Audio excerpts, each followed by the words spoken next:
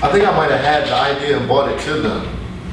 And I was like, before they were working on the machine, I was kind of talking to them before. I had worked with a company called Open Labs, and I worked with them, and they were building this new kind of keyboard, and I put sounds in that, and then I wasn't really into making music at the time. Everything that came out from 2007, 8, 9, these were things that I already did because I was in depression at the time. I wasn't even working because Proof had died, and I didn't want to make music, and I started doing other things, and sound design was one of the things that I taught myself how to do and I got into, and that's how I got into the Open Lab system. I mean, I started with Open Labs, and then I talked to Jeff at the time. He was working at Native Instruments, and you know,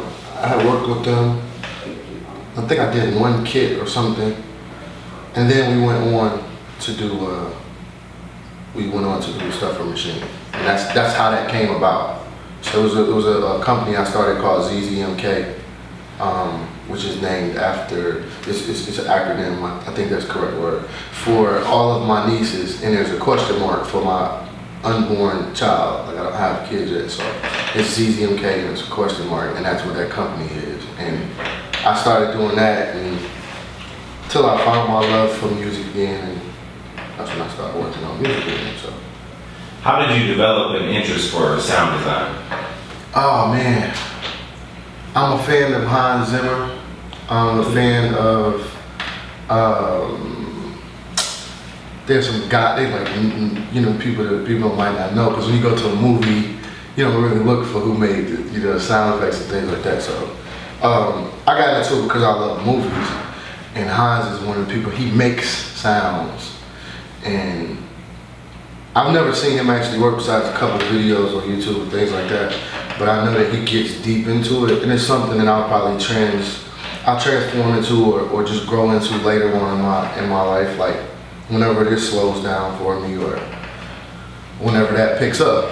You know, if it picked up tomorrow, I'd probably be doing that more so because I have a passion for it. So that's how I got into it. Like when I first started making beats, before learning how to produce, when I was just making beats, I was like, where do you start? I had this drum machine, and I didn't know where people got the sounds from, and I was obviously a student of the Dilla era, and then being able to be one of the people that he was like, yo, he's dope, and I was able to meet him and learn from him and things like that. I was like figuring out where he got sounds and things like that, and so I started making beats with sounds that I created.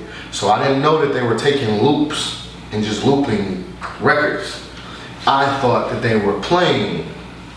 I couldn't play, so I would take sounds and bend them and change them, and I would learn how to make them sound like chords and things. It's a good question, because nobody ever asked me that, but like when I met Dre, it was like, yo, so you play? And I was like, nah, this is samples.